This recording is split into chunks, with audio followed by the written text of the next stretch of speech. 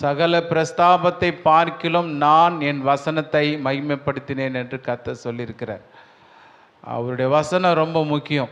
வானமும் பூமியும் ஒழிந்து போனாலும் அவருடைய வசனம் ஒருபோதும் ஒழியாது. ஆமென். அவருடைய வசனத்தை விசுவாசிக்கிற பிள்ளைகளாக, அவருடைய வசனத்துக்கு முக்கியத்துவம் கொடுக்கிற பிள்ளைகளாக நாம் இருக்க வேண்டும். இந்த நாளிலே தடைகளை நீக்கி போடுகிறவர் நம்முடைய ஆண்டவராக இருக்கிறார். நம்மை கவனிக்கிறவராக இருக்கிறார். நமக்கு வருகிற எல்லா இடையூறுகளையும் அவர் பார்க்கிறவராக இருக்கிறார். தடைகளை நீக்கி போடுகிறவர் என்கிற தலைப்பின் கீழே தொடர்ந்து கர்த்தருடைய வசனத்தின் அடிப்படையிலே உங்களோடு கூட கர்த்தருடைய செய்தியை நான் பகிர்ந்து கொள்ள விரும்புகிறேன். இந்த செய்திக்கான முக்கிய வேத வசனமாக மீகா 2வது அதிகாரம் 13வது வசனம்.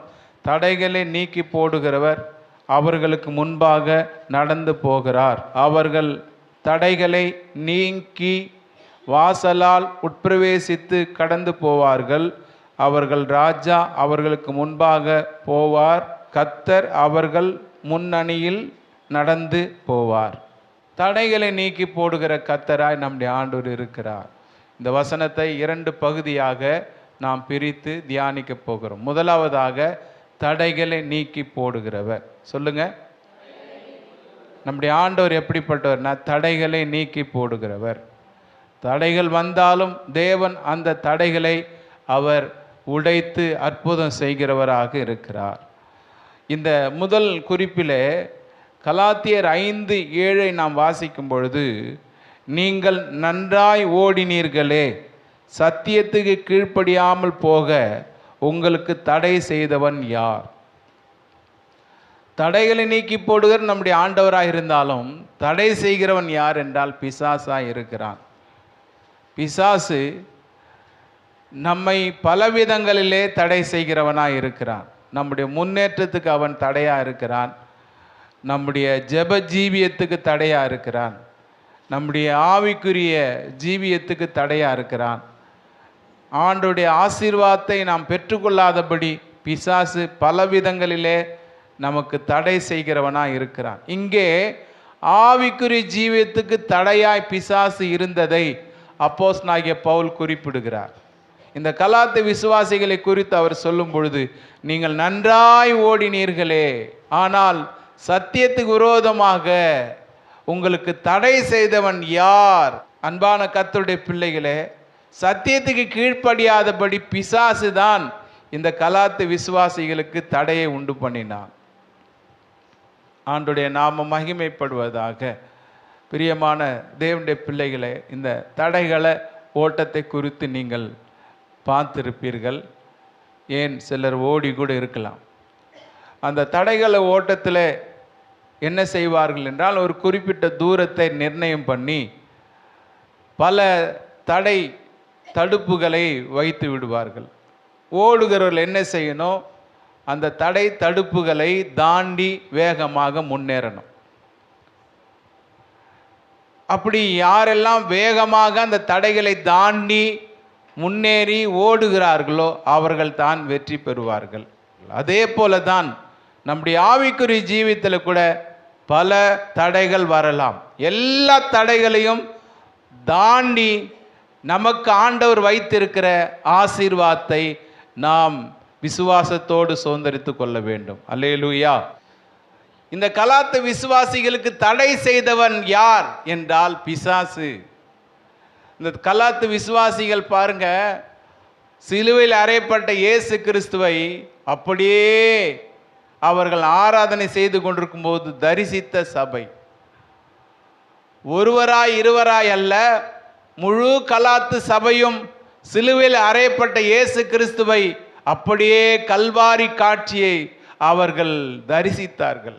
அவ்வளோ பெரிய பாக்கியம் பெற்ற ஒரு சபை, கர்த்தருக்காக வைராக்கியமாய் வாழ்ந்த சபை, ஊழியக்காரன் மேல் அன்பு செலுத்தின சபை, அப்போஸ்தலனாகிய பவுலை அதிகமாய் நேசித்த சபை தான் இந்த கலாத்து சபை.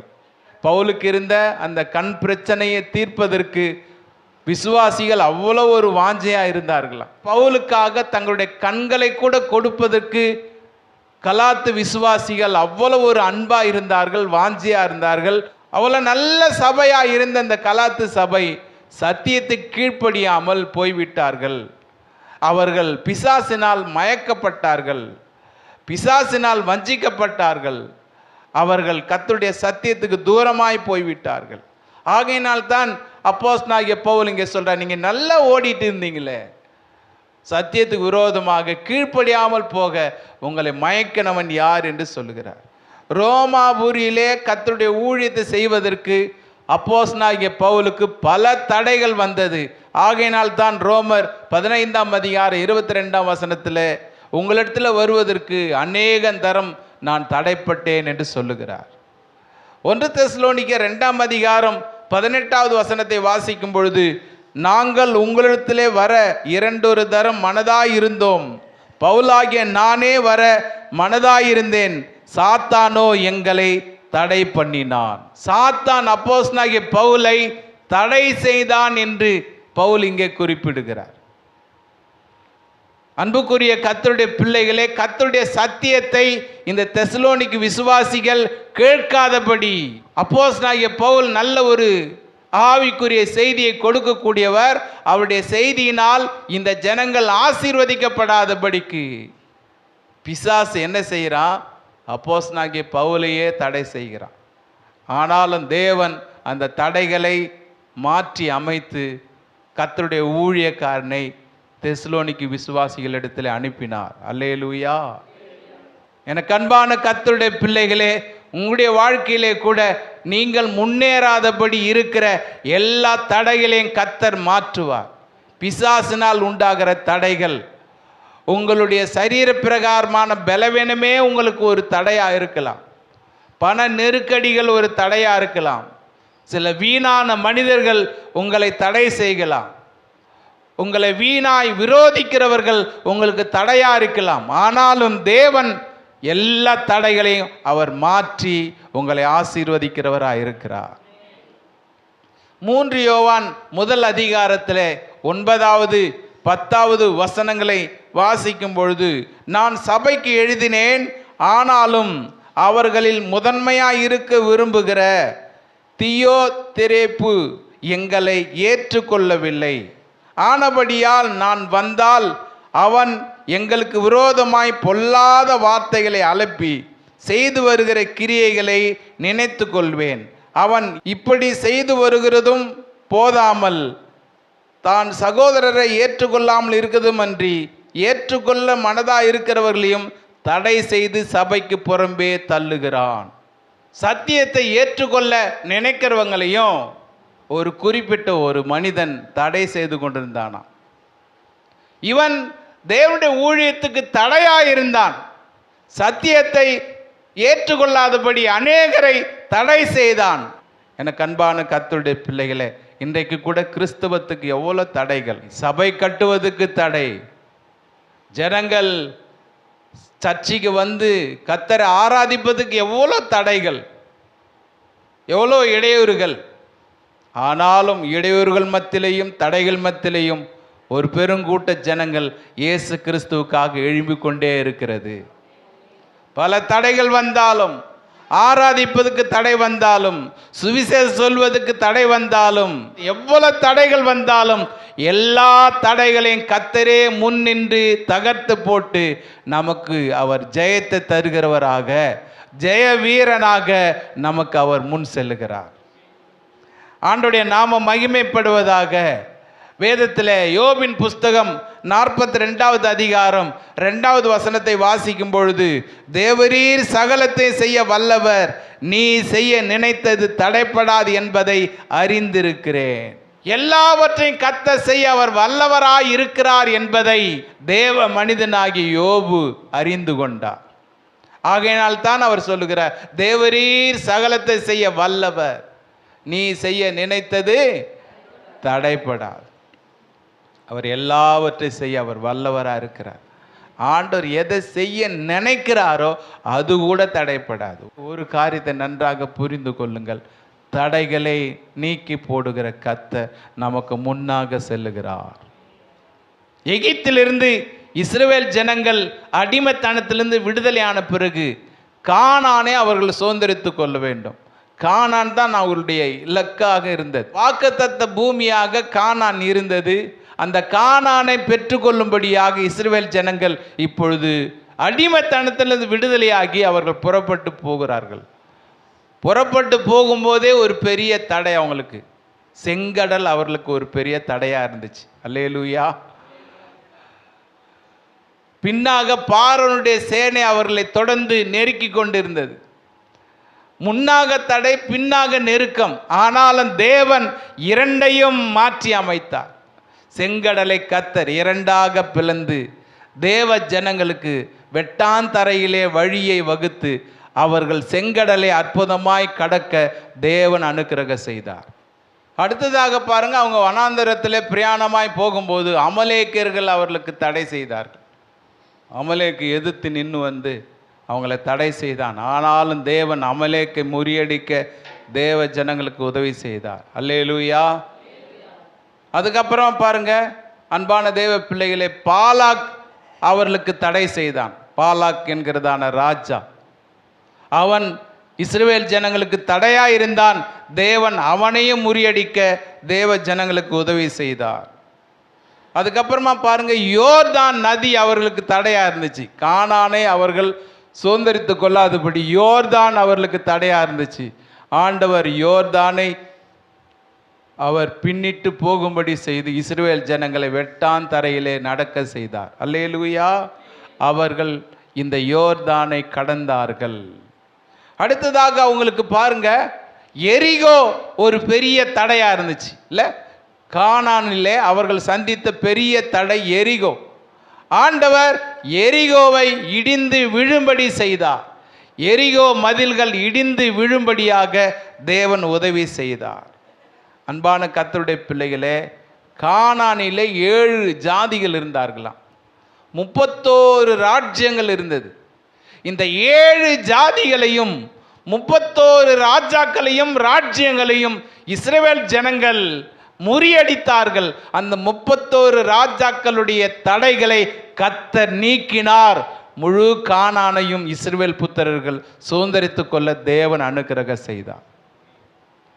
இது எதற்காக சொல்கிறேன்? தடைகளை நீக்கி போடுகிற கர்த்தர் நமக்கு முன்னாக செல்லுகிறார். ஒருவேளை உங்களுக்கு செங்கடலை போல தடைகள் வரலாம். ஒருவேளை பாலாக்கை போன்ற தடைகள் வரலாம். ஒருவேளை அமலேக்கை போன்ற தடைகள் வரலாம். ஒருவேளை எரிகோ போன்ற தடைகள் வரலாம். ஒருவேளை யோர்தானை போன்ற தடைகள் வரலாம். இஸ்ரவேல் ஜனங்களுக்கு 31 ராஜாக்கள் ஒரு பெரிய ஒரு சிம்ம சொப்பனமாக இருந்தார்கள். ஆனாலும் தேவன் அந்த 31 ராஜாக்களையும் அவர்களுடைய ராஜ்யங்களையும் ஜெயிக்க தேவ ஜனங்களுக்கு கர்த்தர் உதவி செய்தார். எல்லாம் சொல்லுங்க, தடைகளை நீக்கி போடுகிற கர்த்தராகிய தேவன் எனக்கு முன்பாக செல்லுகிறார். நிச்சயமாக அவர் உங்களுக்கு முன்பாக சென்று அவர் அற்புதம் செய்வார். ஆண்டவர் மகிமைப்படுவாராக. இரண்டாவதாக மீகா 2ஆம் அதிகாரம் 18ஆம் வசனத்தினுடைய கீழ்ப்பகுதியே நீங்க வாசித்தீங்கன்னா, நம்முடைய ராஜா நமக்கு முன்பாக நடந்து போவார் என்ற வார்த்தை எங்கே வருகிறது? நம்முடைய ராஜா யாருடைய ராஜா? நம்மை ஆளுகிற இயேசு ராஜா. ஆமென், அல்லேலூயா. நம்முடைய ராஜா நமக்கு முன்பாக நடந்து போவார். இப்போ தடைகளை கண்டு நீங்க பயப்பட தேவையில்லை. தடைகளை கர்த்தர் பார்த்து கொள்வார். உங்களுக்கு முன்னாக கர்த்தர் போவார். ஆமென். நான் உனக்கு முன்னே போய் கோணலானவைகளை செவ்வையாக்குவேன் என்று கர்த்தர் சொல்லியிருக்கிறார். ஆமென். கோணலானவைகளை செவ்வையாக்குகிற கர்த்தர் நமக்கு முன்னாக செல்வார். யாத்திராகமம் 14வது அதிகாரம் 19வது வசனத்தை வாசிக்கும் பொழுது, அப்பொழுது இஸ்ரவேல் சேனைக்கு முன்பாக நடந்த தேவ தூதனானவர் விலகி அவர்களுக்கு பின்னாக நடந்தார். அவர்களுக்கு முன்னே இருந்த மேக ஸ்தம்பம் விலகி அவர்கள் பின்னே நின்றது. ஆண்டவர் அவர்களுக்கு முன்னாக நின்று அவர்களை வழி நடத்தினாராம். ஆண்டவரே அவர்களுக்கு முன்னாக நின்று நடத்தினார். இப்பொழுது பின்னாக பார்வோனுடைய சேனை அவர்களை நெருக்கின பொழுது முன்னாக சென்ற தேவ தூதனானவர் இப்பொழுது பின்னாக வந்து அவர்களை காப்பாற்றினார். நம்முடைய ஆண்டவர் நமக்கு முன்னாகவும் போவார், நமக்கு பின்னே ஆபத்து வரும்பொழுதும் நம்மை கிருபையாய் காப்பாற்றுவார். ஆமென். யாத்திராகமம் 33:14 நீங்கள் வாசித்தீங்கன்னா, என் சமூகம் உனக்கு முன்னாக செல்லும் என்று ஆண்டவர் வாக்குத்தத்தம் பண்ணியிருக்கிறார். நம்முடைய ஆண்டவர் நமக்கு முன்னே செல்வார். நம்முடைய ராஜா நமக்கு முன்னே செல்வார். யோவான் 10ஆம் அதிகாரத்தில் வாசித்தீங்கன்னா, அந்த நல்ல மேய்ப்பன் ஆடுகளுக்கு முன்னாக செல்கிறானாம். ஆடுகளுக்கு முன்னே செல்கிற நல்ல மேய்ப்பனை தாம் நாம் கர்த்தராக கொண்டிருக்கிறோம். அல்லேலூயா. நம்முடைய ஆண்டவர் நமக்கு முன்னாக சென்று நம்மை அவர் வழி நடத்துகிறவராக இருக்கிறார். கர்த்தருடைய தூதனானவர் இஸ்ரவேல் சேனைகளுக்கு முன்னாக நடந்து போனார் என்று வேதம் சொல்லுகிறது. நம்முடைய ஆண்டவர், நம்முடைய ராஜா நமக்கு முன்னாக செல்கிறார். நீங்கள் பயப்படாதீங்க, உங்கள் ஆண்டவர் உங்களுக்கு முன்னாக செல்கிறார். உங்களுக்கு முன்னே வருகிற எல்லா சத்துருக்களையும் கர்த்தர் விலக்கி உங்களை ஜெயமாய் நடத்துவார். எவ்வளோ தடைகள், எவ்வளோ போராட்டங்கள், எவ்வளோ கண்ணீரான நிலைகள், எவ்வளோ பிரச்சனைகள், ஆனாலும் தேவன் எல்லாவற்றையும் மாற்றி இஸ்ரவேல் ஜனங்களை இன்ப கானானுக்கு ஆண்டவர் நடத்தினார். அந்த தேவன் இன்றைக்கும் ஜீவிக்கிறவராக இருக்கிறார். ஆமென். இந்த சபை உங்களை ரட்சிப்பிலே நடத்துகிறது. இந்த சபை உங்களை ஆண்டுடைய அன்புக்கு நேராக நடத்துகிறது. இந்த சபை உங்களை பரலோகத்துக்கு நேராக தம்முடைய சத்தியத்தின் மூலமாக நடத்துகிறது. ஆமென். ஆகையினால அன்புக்குரிய கர்த்தருடைய பிள்ளைகளே, உங்களுக்கு வருகிறதான எல்லா தடைகளையும் கண்டு நீங்கள் சோர்ந்து போகாதீங்க. உங்களுக்கு வருகிற எந்த தடையாக இருந்தாலும் தேவன் அதை மாற்றி அமைக்க அவர் வல்லவராக இருக்கிறார்.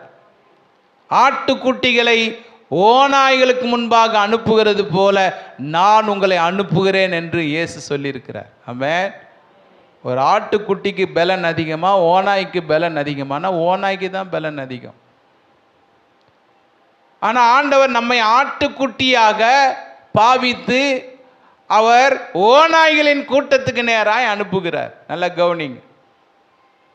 இப்போ தூரத்தில் பார்க்கிற ஓநாய்களுடைய கூட்டம் நமக்கு நல்ல ஆகாரம் நம்மை தேடி வருகிறது அப்படி என்று சொல்லி ரொம்ப சந்தோஷமா இந்த ஆட்டுக்குட்டிகளை அடித்து சாப்பிட வேண்டும் என்று சொல்லி ஆவலோடு பாயும் பொழுது ஒவ்வொரு ஆட்டுக்குட்டியுடைய நெற்றியிலும் ரட்சிப்பின் முத்திரை இருக்குது. அல்லேலூயா.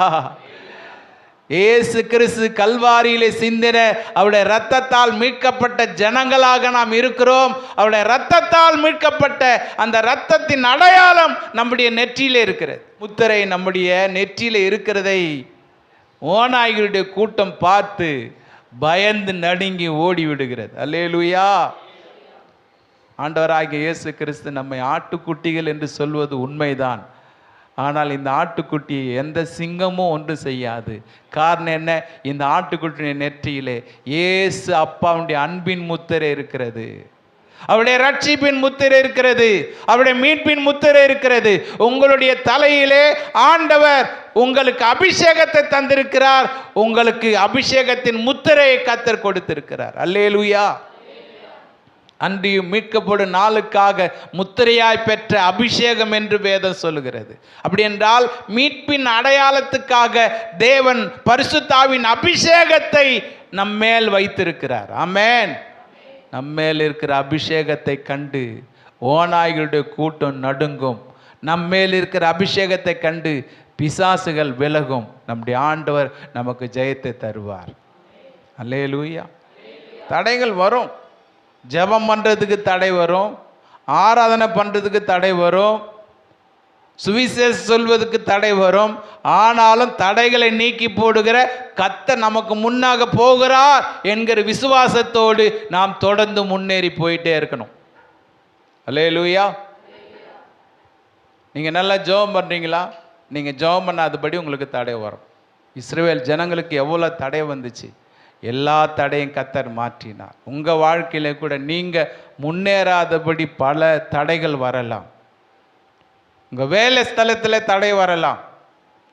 உங்களுடைய குடும்ப வாழ்விலே பல பிரச்சனைகளை நீங்கள் சந்திக்கலாம். ஆண்டவர் எல்லா பிரச்சனைகளையும் எல்லா தடைகளையும் அவர் தகர்த்து அவர் உங்களுக்கு முன்னாக போவார். ஒரு ராஜா முன்னாடி போறார். ரொம்ப அருமையா இருக்கு பாருங்க. உங்கள் ராஜா உங்களுக்கு முன்னாக போவார். ஒரு ராஜாவாக இயேசு கிறிஸ்து நமக்கு முன்னாக போவேன் என்று வாக்கு பண்ணியிருக்கிறார். ஒரு ராஜாவே நமக்கு முன்னாடி போகும்போது நாம் எதற்காக பயப்படணும்? அல்லேலூயா. நம்முடைய ராஜாவே நமக்கு முன்னாக போகும்பொழுது நாம் ஏன் பயப்பட வேண்டும்? ஆகையினால் தான் தேவ மனிதனாகிய சங்கீதக்காரன் இப்படியாக சொல்லுகிறார், நான் மரண இருளின் பள்ளத்தாக்கில் நடந்தாலும் பொல்லாப்புக்கு பயப்படேன். தேவரீர் என்னோடு கூட இருக்கிறீர், உம்முடைய கோலும் உமது தடி என்னை. மரண இருளின் பள்ளத்தாக்கிலே நடக்க நேரிட்டாலும் நாம் பயப்பட வேண்டிய அவசியம் இல்லை. காரணம் என்ன? நம்முடைய ராஜா நமக்கு முன்னாக போகிறார். அல்லேலூயா. இன்னைக்கு நிறைய பேருக்கு விசுவாசம் கிடையாது. ஜெபம் பண்றாங்க, ஆனா விசுவாசம் கிடையாது. ஆராதனைக்கு வராங்க, விசுவாசம் கிடையாது. கர்த்தர் மேல அன்பு செலுத்துறாங்க, ஆனா விசுவாசம் இல்லை. நன்றாய் கவனிங்கள். நம்முடைய விசுவாசமே உலகத்தை ஜெயிக்கிற ஜெயம். ஆமென். விசுவாசமா இல்லாமல் நாம் இருப்போமானால் ஒன்றையும் பெற்றுக்கொள்ள முடியாது. விசுவாசம் இல்லாமல் தேவனுக்கு பிரியமா இருப்பது கூடாத காரியம். மார்த்தாளை பார்த்து இயேசு சொன்ன வார்த்தை என்ன? நீ விசுவாசித்தால் தேவனுடைய மகிமையை காண்பாய். அப்போ கவனிங்க, நம்ம ஆண்டவர் நமக்கு முன்னாக போகிறார் என்கிற ஒரு விசுவாசம். நல்ல மேய்ப்பனாகிய இயேசு கிறிஸ்து நமக்கு முன்னாக போகிறார். நம்மை அவர் புல்லுள்ள இடங்களிலே கொண்டு போவார், நம்மை அமர்ந்த தண்ணீர் அண்டையிலே கொண்டு போவார் என்கிற விசுவாசம் நமக்கு வேண்டும். ஆமென். நல்ல கவனிங்க. ஒரு ஆடு மேய்க்கிற ஒரு மேய்ப்பனுக்கு கவலை இருக்கலாம், ஆனால் ஆடுகள் கவலைப்படுமா? ஒரு வறட்சியான ஒரு சூழ்நிலை நிலவுகிறது. இப்ப பாருங்க, ஒவ்வொரு இடமா தூரமா இந்த ஆடுகளை இந்த மேய்ப்பன் ஓட்டி கொண்டு போய் மேய்க்கிறான். கொஞ்சம் தூரமான ஒரு இடத்துல புல் இருக்குது, அங்க அவன் ஓட்டிக்கிட்டு போயிட்டு அந்த ஆடுகளை விட்டு மேய வைக்கிறான். அடுத்த நாள் அவன் கவலைப்படுவான். அடுத்த நாள் அந்த மேய்ப்பன் கவலைப்படுவான், அடுத்தது எங்க நாம கொண்டு போகிறது, நம்முடைய ஆடுகளை அடுத்து எங்க நாம கொண்டு போய் மேய விடலாம் என்று சொல்லி அந்த மேய்ப்பன் தான் கவலைப்படுவான். ஆனால் ஆடுகள் கவலைப்படுமா? அடுத்த நாள் நம்ம எங்க மேய போறோம், அடுத்த நாள் எங்க நம்மளை எந்த தண்ணீர் அண்டையில இந்த மேய்ப்பன் கொண்டு போவார்னு அந்த ஆடுகள் கவலைப்படுமானா? ஆடுகள் ஒருபோதும் கவலைப்படாது. அந்த ஆடுகள் எல்லாம் துள்ளி குதிச்சு விளையாடிட்டு தான் இருக்கும். கவலைப்பட வேண்டியது யாரு? மேய்ப்பன் தான். அல்லேலூயா. ஆனால் நம்முடைய மேய்ப்பனோ அவர் கவலைகளை மாற்றுகிற மேய்ப்பன், கவலைப்படாது இருங்கள் என்று வாக்குத்தத்தம் சொல்லுகிற மேய்ப்பன், கவலைகளை முற்றிலுமாய் மாற்றுகிற மேய்ப்பன், சந்தோஷத்தை தருகிற மேய்ப்பன். அல்லேலூயா. நாம் எதற்கும் கவலைப்பட வேண்டிய அவசியம் இல்லை. நம்முடைய ஆண்டவர் நமக்கு நல்ல மேய்ப்பனாக இருக்கிறார். நாம் எதற்கும் பயப்பட வேண்டிய அவசியம் இல்லை. நம்முடைய ராஜா நமக்கு முன்னாக செல்கிறார். அல்லேலூயா. ஆண்டுடைய நாம மகிமைப்படுவதாக. அன்புக்குரிய கர்த்தருடைய பிள்ளைகளே, நான் உங்களோடு சொன்ன இந்த மீகா 2ஆம் அதிகாரம் 13வது வசனத்தின் மேலே நீங்கள் கைகளை வைத்து நீங்கள் ஜெபிக்க போகிறீங்க.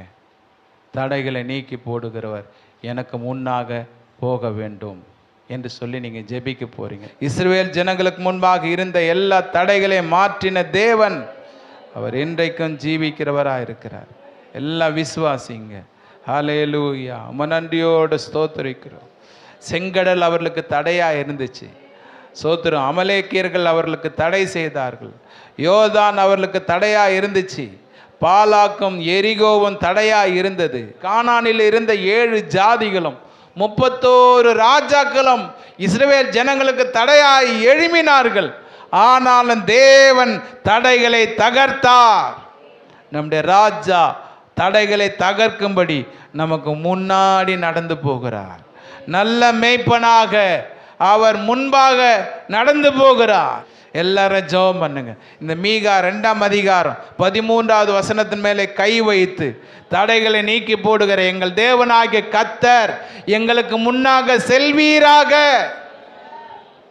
எங்களுடைய தொழிலிலே இருக்கிற தடைகள் நீங்கட்டும் ஆண்டவரே. எங்களுடைய பிள்ளைகள் மீது இருக்கிற எல்லா தடைகள் நீங்கட்டும். எங்களுடைய ஆவிக்குரிய ஜீவியத்துக்கு இருக்கிற எல்லா தடைகள் நீங்கட்டும். எங்களுடைய ஜெபத்துக்கு இருக்கிற எல்லா தடைகள் நீங்கட்டும். ஹல்லேலூயா, ஹல்லேலூயா. ஆண்டவரே, ஜனங்கள் ரட்சிப்புக்குள்ளே ஆண்டவரே வரக்கூடாதபடி இருக்கிற தடைகளை கர்த்தர் நீக்குவீராக. ஹல்லேலூயா. சபைகள் வளரக்கூடாதபடி இருக்கிற எல்லா தடைகள் நீங்கட்டும் ஆண்டவரே. ஹல்லேலூயா, ஹல்லேலூயா, ஹல்லேலூயா. எல்லா தடைகளை கர்த்தர் மாற்றும்படியாய் ஸ்தோத்திரம் பண்ணுவோம். எல்லா விதமான சாத்தானுடைய தடைகள் ஹல்லேலூயா நம்முடைய ஆவிக்குரிய ஜீவித்துக்கு விரோதமாய் ஹல்லேலூயா எழும்பி நிற்கிற எல்லா சத்துருடைய தடைகளை கர்த்தர் உடைத்து போடும்படியாக, நீக்கி போடும்படியாக எல்லா விசுவாசத்தோடு ஸ்தோத்திரம் பண்ணுவோம். இயேசு கிறிஸ்துவின் நாமத்தினாலே எல்லா தடைகள் நீங்குவதாகப்பா. ஹல்லேலூயா. ஓ, உம்முடைய பிள்ளைகளாகிய எங்களுக்கு முன்பாக எங்கள் ராஜா முன் செல்வீராக. எங்களுக்கு முன்பாக எங்கள் நல்ல மேய்ப்பன் முன் செல்வீராக. ஹல்லேலூயா. நாங்கள் சந்தோஷமாக சிலுவை சுமந்து உம்மை பின்பற்ற ஆண்டவரே கிருபை செய்வீராக. பரிசுத்த நல்ல பிதாவே, இந்த மீகா 2ஆம் அதிகாரம் 13வது வசனத்தின்படியே கர்த்தர் எங்களை அற்புதமாய் நடத்துவீராக.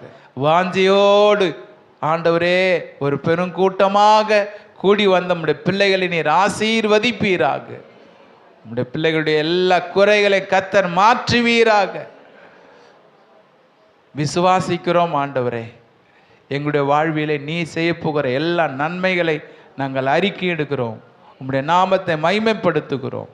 கர்த்தர் எனக்காக யாவற்றையும் செய்து முடிப்பார் என்ற விசுவாசத்தை ஆண்டவர் உடையவர்களாக நாங்கள் அறிக்கை செய்கிறோம். எங்கள் தேவனாகிய கர்த்தர் எங்களுக்காக அற்புதம் செய்ய வல்லவராக இருக்கிறீர் ஐயா. ஆண்டவர், எங்களுடைய பிள்ளைகளுக்காக, எங்களுடைய பிள்ளைகளுடைய வாழ்வுக்காக நாங்கள் ஜெபிக்கிறோம். ஆண்டவரே, எல்லா தடைகளை நீக்கி அதிசயங்களை காணும்படியாய் கர்த்தர் உதவி செய்வீராகப்பா. ஆண்டவர், எங்களுடைய பிரயாணத்தில் ஏற்படுகிற தடைகளை கர்த்தர் நீக்குவீராக. எங்களுடைய ஊழியத்தில் இருக்கிற எல்லா தடைகளை கர்த்தர் நீக்குவீராக. எங்களுடைய கட்டுமான பணிகளில் இருக்கிற எல்லா தடைகளை கர்த்தர் நீக்குவீராக. நீர் எங்களை ஆசீர்வதிப்பீராக.